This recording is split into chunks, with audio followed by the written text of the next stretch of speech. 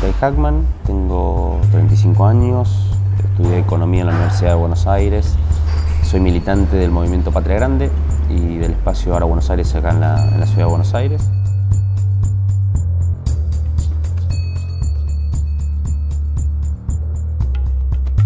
Yo creo que esta es una crisis muy profunda, es una crisis claramente autoinfligida como por las políticas que tomó el gobierno. Quizás lo sorprendente es la velocidad con la cual apareció, ¿no? Es decir, uno puede prever que las políticas neoliberales que se tomaron conducían a una situación como esta, a tener una crisis de deuda, a tener los problemas que tiene la Argentina. Quizás no se imaginaba que en 2 años y medio, 3 años, este gobierno ya las iba a afrontar. Lo cual tiene que ver obviamente con que el contexto económico internacional es muy distinto de los 90, pero también tiene que ver con incluso una mala política, una mala praxis del gobierno, incluso en sus propios términos. Uno cuando discutía con el neoliberalismo, muchas veces tenía que asumir que los neoliberales a veces son exitosos, por ejemplo, en bajar la inflación. Y entonces uno tiene que explicar, bueno, en los 90 se bajó la inflación, sí, pero el costo de bajar la inflación fue triplicar el desempleo, las políticas de privatizaciones. Pero ellos te podían decir, bueno, pero bajamos la inflación. Bueno, acá no. Acá no tienen ningún logro para mostrar porque realmente ha sido un fracaso estrepitoso. El gobierno creía que iba a bajar la inflación achicando el gasto público, la inflación aumentó. Creía que iba a sacar a la Argentina del estancamiento y la puso en recesión, y creía que iba a resolver el problema de los dólares que justificaban lo que ellos llamaban el cepo, arreglando con los buitres y volviendo al sistema financiero internacional, y en realidad lo empeoró. Hoy tenemos una crisis en el sector externo más grande de la que había durante el kirchnerismo, con lo cual es profunda y obviamente se traduce en la política. Lo que sí creo es que no hay una crisis política en el sentido de un contexto tipo 2001, porque me parece que esa es la gran diferencia. No hay una crisis de representación, sino que por el contrario lo que yo veo, y eso hay que ver qué efecto tiene, es que hay una polarización política entre dos bloques, que ambos con una base social que se siente bien representada y que están confrontando. Ese es un escenario diferente al que estábamos acostumbrados de las crisis neoliberales, donde estallaba todo por el aire, incluyendo la política.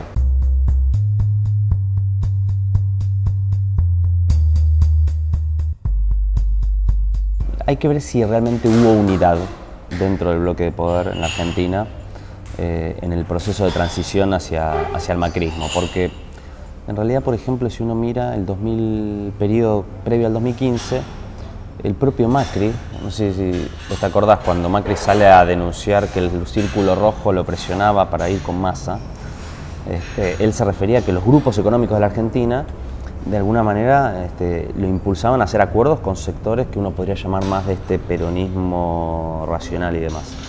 Entonces, no es claro que los grupos económicos de la Argentina tenían a Macri verdaderamente como su plan A o como su carta más importante. Y entonces creo que esas pujas estuvieron todo el tiempo. Por ejemplo, cuando asumió el gobierno, las discusiones sobre el precio del dólar estuvieron todo el tiempo.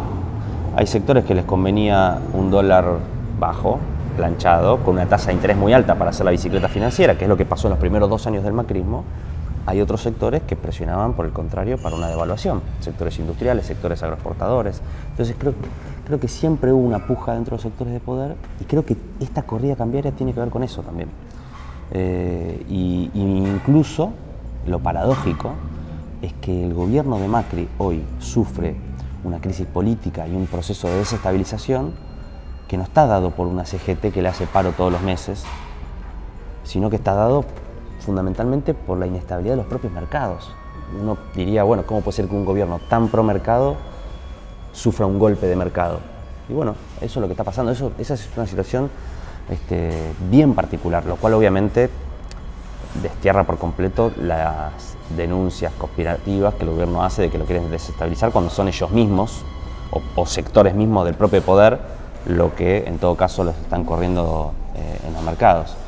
Pero sí, creo que esa puja está abierta y no se cerró.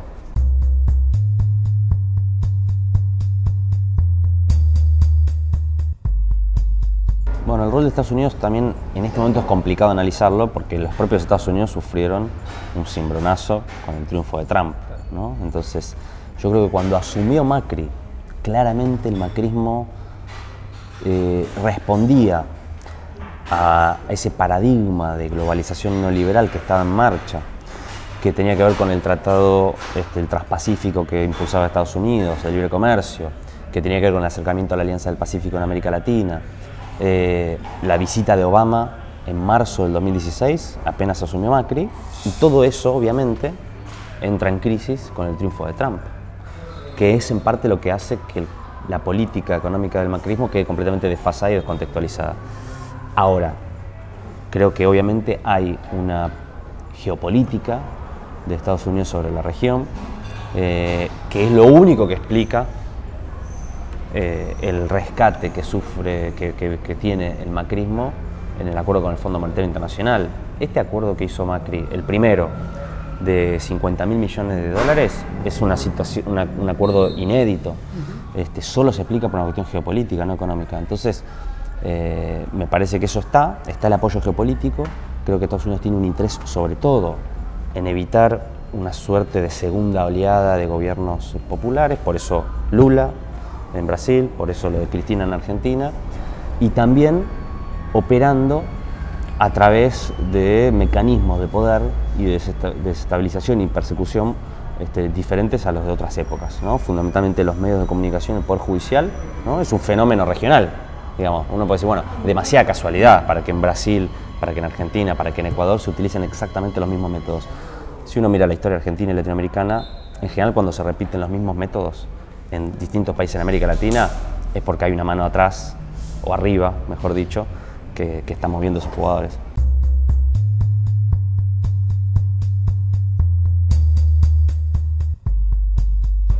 Me parece que lo más peligroso es esa situación, la posible deriva autoritaria que pueda ocurrir en Argentina, que puede operarse dentro del propio macrismo o puede operarse a través de alguna de las variantes de oposición, digamos, más dialoguista, que en general además tienen hasta un discurso más duro, no desde el punto de vista económico, sino desde el punto de vista de la política represiva y demás. Y sí, me parece lo más preocupante, sin dudas. Además, porque creo que en la base social del macrismo hay una demanda de eso. Mirta Legrand hablando en la televisión diciendo que hay que reprimir los piquetes. La gente cuando sale a la calle a apoyar a Macri está a la derecha de Macri, es un discurso que pide justamente violencia. Yo denunciaba el otro día en las redes sociales la represión que se está dando en el Ministerio de Agroindustria la semana pasada. Y también, más allá de que existen los trolls, obviamente, yo creo que había gente y miles y miles de respuestas de gente viendo el video diciendo que bien la policía, eso es lo que tienen que hacer. Es decir, hay una base social que pide un giro a la derecha. No creo que sea mayoritaria, pero existe, y creo que sobre eso el gobierno puede montarlo. Es verdad que en la Argentina tiene una tradición política democrática y de participación ciudadana y en un montón de sentidos que creo que tolera menos que Brasil algunas cosas. No tengo duda que si la quisieran meter a Cristina presa en la Argentina, la reacción sería distinta que la que hubo en Brasil, pero lo que no significa que no van a intentar hacerlo.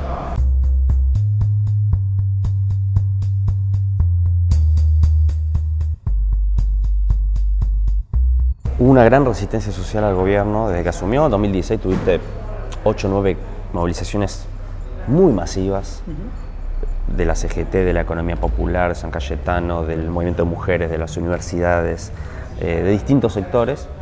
Creo que eso también explica por qué el gobierno asumió la estrategia de lo que llamó el gradualismo, si no había condiciones sociales para avanzar en una política de ajuste tan fuerte.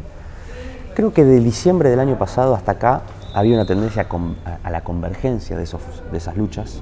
Desde la reforma previsional en diciembre hasta acá han tendido menos a ir por carriles separados y más a converger en acciones unitarias. Y si bien no hay una correspondencia mecánica entre eso y la construcción política, creo que existe una relación, que en mi opinión es la siguiente. Creo que cuando asumió Macri, la estrategia de los sectores dominantes era fundamentalmente blindar a Macri que pueda hacer el ajuste, pero también tratar de reconstruir un sistema político que le pueda garantizar la viabilización del proyecto neoliberal pensando en 4, 8, 12, 16 años. Y eso implicaba no solo el éxito puntual, digamos, coyuntural de Cambiemos, sino también que se forme una oposición acorde a ese consenso. Y creo que todas las energías de las clases dominantes estuvieron puestas ahí. Eso obviamente implicaba principalmente, por sobre todas las cosas, desplazar a Cristina del lugar central de oposición. Y esa estrategia claramente fue derrotada. Y fue derrotada en parte por la presentación de Cristina en el 2017, que creo que el gran valor que tuvo fue ese. Muchos discutían, bueno, pero al final perdió con Bullrich. La discusión no era si le ganaba o no a Bullrich. La discusión en el 2017 era quién es la oposición a Macri. Y pensemos lo mal que estaríamos, lo diferente que sería la situación en el 2019 si quien hubiera quedado como principal oposición a Macri el año pasado hubiera sido alguna variante de esta oposición dialoguista. Ahí sí veríamos muy negro el 2019. Por suerte no estamos así. Entonces, ¿qué es lo que quiero decir? Que entre las movilizaciones sociales y el fenómeno Cristina, Unidad Ciudadana, hay una relación. No es mecánica, no son exactamente los mismos actores. Creo que no hubiera sido posible que los sectores dominantes no puedan desplazar a Cristina si no hubieran existido esas movilizaciones. Y a su vez, esas movilizaciones hubieran quedado en la nada si no existiera una oposición política fuerte al gobierno, frontal al gobierno, ¿no? Entonces, y eso por lo menos es lo que yo veo como fenómeno más interesante y me hace ser optimista hacia el 2019. Con la reforma previsional como se rompió algo. Claro. Se rompió algo. Veníamos con un gobierno que después de ganar las legislativas parecía que tenía la reelección atada, ¿no? Y hay que decir, uno mismo lo pensaba, digamos, parecía que esto era muy difícil derrotarlo. Y sí, algo se rompió y con la sociedad, algo se quebró también dentro del campo popular, donde hasta ese momento primó mucho la discusión interna, la disputa, las delimitaciones dentro, y creo que eso se instaló la necesidad de la unidad a partir de ese momento. Sí.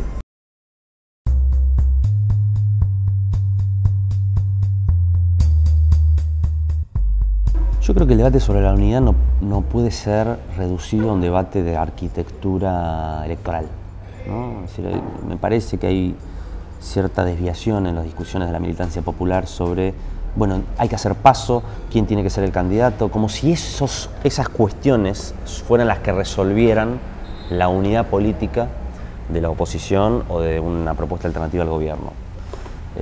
La unidad se construye, primero, si existe perspectiva de triunfo, esa es la realidad. Muy por el contrario de lo que uno puede suponer, el movimiento popular tiende a la unidad en las victorias y tiende a la fragmentación en las derrotas. Por más que uno pueda construir después una épica de la derrota, diciendo, bueno, ahora es cuando tenemos que estar más unidos que nunca, la historia muestra lo contrario. En las derrotas hay fragmentación y en las victorias hay unidad.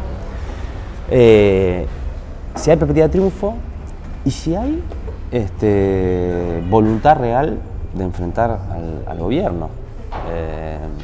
Y eso implica, obviamente, que la unidad se construya en función de las representaciones que existen. No se puede construir la unidad, no se puede tener un discurso de unidad que excluye a las principales referencias de la oposición. Es decir, ese discurso de hay que construir la unidad, pero sin Cristina, es una forma elegante de decir no quiero la unidad, porque si vos querés la unidad, pero no con la principal figura de la oposición.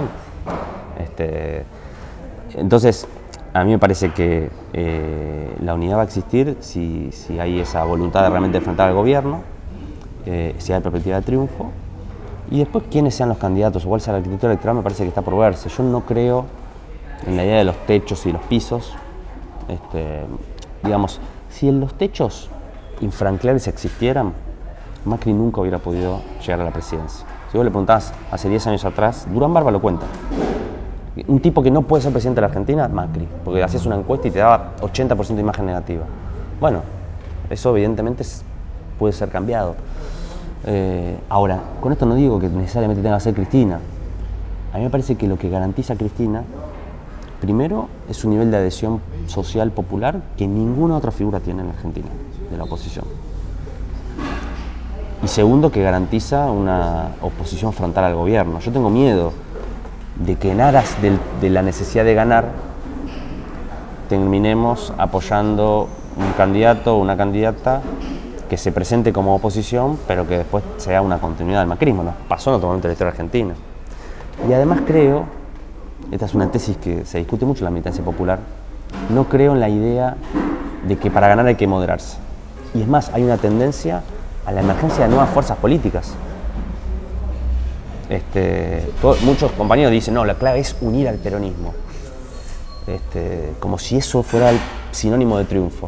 A mí me parece que hay más chance de triunfar profundizando el camino de unidad ciudadana que recostándose nuevamente en la unidad del PJ. Es mi visión.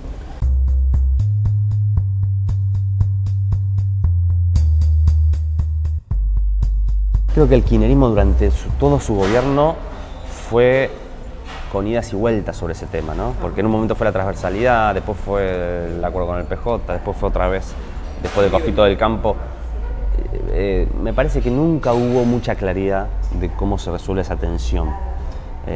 Y yo tampoco la tengo. Si vos mirás, por ejemplo, por ejemplo, mirás en el 2008, conflicto del campo. Cristina llega en el 2007 al gobierno con un armado llamado Concertación Plural, que lleva Cobos de vicepresidente.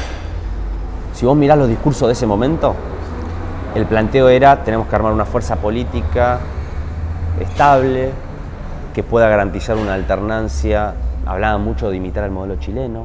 Entonces, de hecho le pusieron Concertación Plural, casi en homenaje a la Concertación chilena. Era una centroizquierda, una centroderecha, se alternan en el poder. Vino el conflicto del campo y todo ese discurso, todo eso estalló por el aire.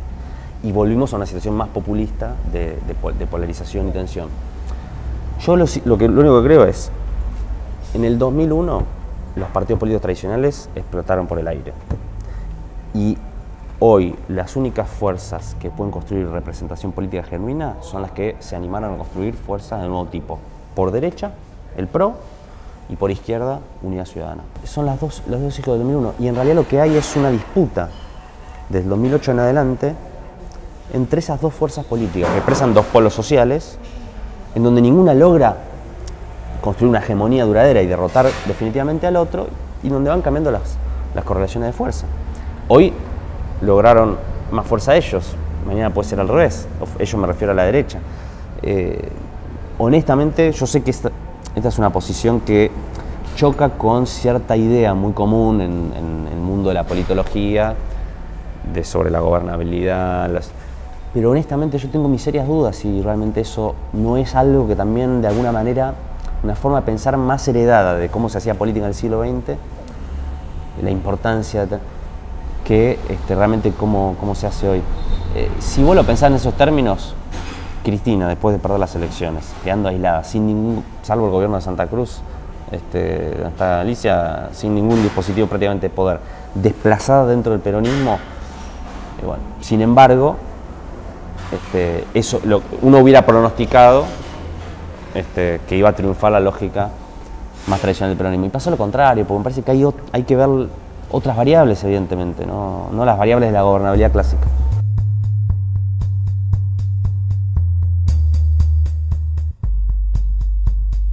Juan Grabois es un compañero al que conozco hace muchos años, con el que milito hace muchos años. Nosotros colaboramos con la construcción del Movimiento de Trabajadores Excluidos y la CETEP, no desde su fundación en el 2001, sino en los últimos 10 años, o menos, 8 años.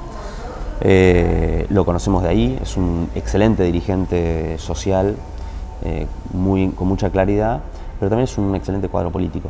Y creo que hoy está en condiciones de hacer un aporte también en el terreno político más general. Nosotros venimos conformando con él y otros compañeros un espacio con el cual queremos hacer un aporte a la unidad para derrotar a Macri en el 2019. Y además con un planteo muy claro, que es que sin ser parte del kirchnerismo, sin haber sido parte del gobierno anterior, sin identificarnos como kirchneristas, sí apoyamos y digamos, defendemos el liderazgo popular que tiene Cristina y el rol que puede jugar en la articulación de ese frente. Y en eso coincidimos con Juan y con muchos compañeros. Estamos trabajando para que nuestro espacio sea parte de un frente lo más amplio posible, pero también creemos nosotros con el liderazgo y la conducción de Cristina.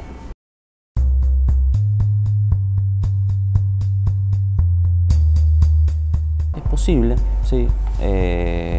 La verdad es que es una frase hecha, es decir, no es momento de hablar de candidaturas.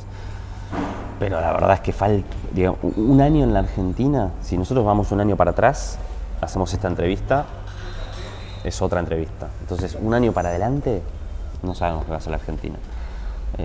Pero sí, obviamente, queremos ser parte de la construcción de un frente antineoliberal, digamos, con los mejores compañeros y compañeras que podamos poner al servicio de la construcción de ese frente. Y también con un rasgo, que es lo que compartimos con Grabois, que nosotros reivindicamos bastante, que es un rasgo generacional. Tenemos la misma edad nosotros, exacta, la misma edad.